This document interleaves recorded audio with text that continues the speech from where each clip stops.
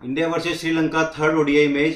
तो दोस्तों हमने देखा कि किस तरह से इंडिया की शर्मनाक हार हुई और 27 साल बाद श्रीलंका ने किसी बायलेटरल सीरीज में इंडिया के सामने जीत प्राप्त की है और काफ़ी बड़ी जीत है और काफ़ी तगड़ा खेली श्रीलंका। हेड्स ऑफ है श्रीलंका को, जिस तरह का उन्होंने खेल दिखाया है। तो दोस्तों स्वागत है आपका अपने चैनल स्पोर्ट्स की बात में।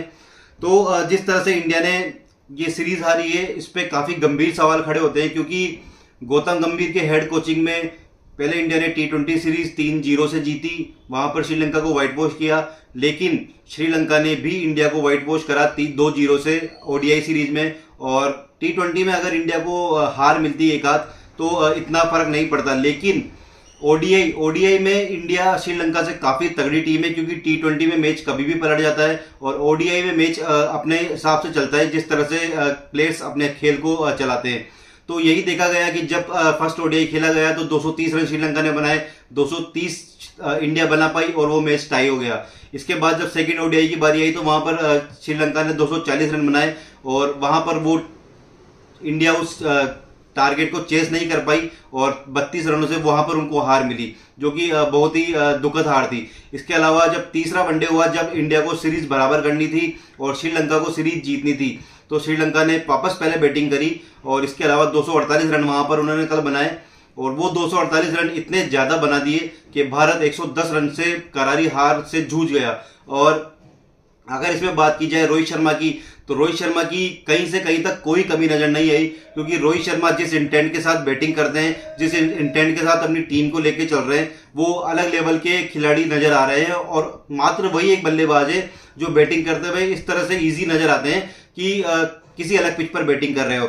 और अगर बात की जाए कोहली की, पंत की और इसके अलावा केएल राहुल, श्रेयस अय्यर, तो सारे के सारे फेल नजर आए। शिवम दुबे भी फेल नजर आए। कल रियान पराग को खिलाया गया था, ऋषभ पंत को मौका दिया गया था। रियान पराग ने अच्छी बॉलिंग करी पर बैटिंग में वो अच्छा नहीं कर पाए। इसके अलावा पंत का समझ में नहीं आया कि उनको खिलाने का निर्णय क्यों लिया गया, क्योंकि राहुल टिकने वाले प्लेयर हैं और वहां पर इस तरह के प्लेयर चाहिए जो काफी टिककर पिच को समझकर खेला जाए और काफी अच्छी स्पिन खेलते हो। लेकिन वहां पर पंत को लिया गया और पंत ने भी कुछ नहीं किया, वहां पर वो भी पूरी तरह से फेल नजर आए। तो गंभीर ने टीम का जो चयन किया उस पर भी सवाल खड़े होते हैं और जिस तरह से टीम के पोजीशन मतलब जब खिलाड़ियों की बैटिंग पोजीशन ऊपर नीचे करी गई तो उस पर भी सवाल काफी खड़े होते हैं, क्योंकि जिस तरह से श्रीलंका ने इजी वे में ये सीरीज जीती है वो काबिल तारीफ है। क्योंकि इंडिया की पूरी नंबर 1 टीम हम कह सकते हैं कि वहां पर खेलने गई थी और श्रीलंका के पास कुछ नहीं था। श्रीलंका के पास ना हसरंगा थे, ना पथिराना थे, ना मधुशंका थे और एक आध प्लेयर और मिला दे तो वो भी वहां पर नहीं। जो ये हार मिली है इंडिया को, वो इंडिया इतनी आसानी से नहीं भूल सकता, क्योंकि 27 साल बाद 1983 में पहली उनको जीत मिली थी। उसके बाद 97 के लमसम श्रीलंका जीता था। उसके बाद से श्रीलंका कभी नहीं जीता है 27 साल के इस अंतराल में, और ये काफी बड़ी बात है श्रीलंका के लिए, श्रीलंकन क्रिकेट के लिए, क्योंकि इसी साल वुमेन्स एशिया कप में श्रीलंकन वुमेन्स ने इंडियन वुमेन्स को फाइनल में हराया और एशिया कप अपने नाम किया। और मेंस श्रीलंकन टीम ने कल इंडिया को हराकर सीरीज अपने नाम कर ली है।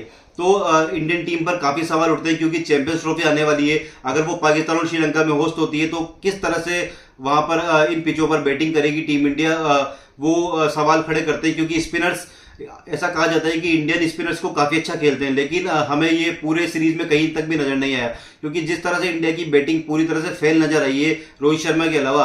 और जैसे ही रोहित शर्मा आउट होते हैं तो सभी फैंस को पता है कि अब मैच खत्म हो चुका है और वहां से उनको कोई जिता के नहीं ले जा सकता। और अगर कोहली की बात करें तो चेज मास्टर कोहली को कहा जाता है, लेकिन बिल्कुल भी उनमें वो नजर नहीं आया कि वो उस टारगेट को चेस करना चाहते। 3 मैचों में 3 बार वो एलबीडब्ल्यू आउट हुए स्पिनर्स के सामने, जो कि काफी बड़ी बात है। उनके फॉर्म को दर्शाता है कि वो खराब फॉर्म में है और स्पिनर्स के सामने किस तरह से जूझ रहे हैं। अय्यर भी नहीं चल पाए। इसके अलावा अगर बात की जाए तो राहुल को जब मौका मिला था तो राहुल ने भी अच्छा परफॉर्मेंस नहीं दिया। कल पंत को मौका मिला, पंत जबरदस्ती स्टंपिंग आउट हो गए, आगे निकल कर इतना आ गए कि वापस पीछे जाने का कोई चांस ही नहीं था। और इसके अलावा बात की जाए कि शिवम दुबे की, शिवम दुबे भी नहीं चल पाए पूरी सीरीज में, पूरी तरह से फेल रहे।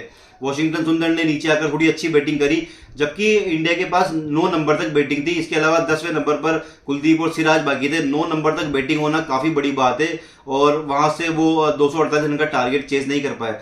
तो इंडिया को बहुत बुरी तरह से हार मिली है।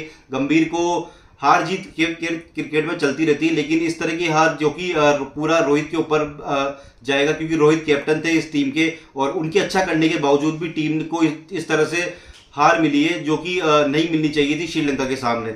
और गंभीर पे भी सवाल खड़े होते हैं कि उन्होंने किस तरह से टीम का चयन किया, और आगे आने वाले ज्यादा ओडीआई मैचेस बचे नहीं है चैंपियंस ट्रॉफी के पहले, तो किस तरह से अपनी टीम को वापस इकट्ठा करेंगे, वापस स्ट्रॉन्ग पोजीशन में लाएंगे, और किस तरह से कौन कौन से खिलाड़ियों पर वो भरोसा कर सकते हैं कि वो अब टीम इंडिया को आगे आने वाले मैचेस जिता सकते हैं, और वर्ल्ड कप या फिर बड़ी बड़ी ट्रॉफीज, आईसीसी टूर्नामेंट जिता सकते हैं। तो दोस्तों, इसी तरह हमारे वीडियोस को लाइक कीजिए, सब्सक्राइब कीजिए, कमेंट कीजिए, और इसी तरह हमारे वीडियोस को प्यार करते रहिए। Thank you so much.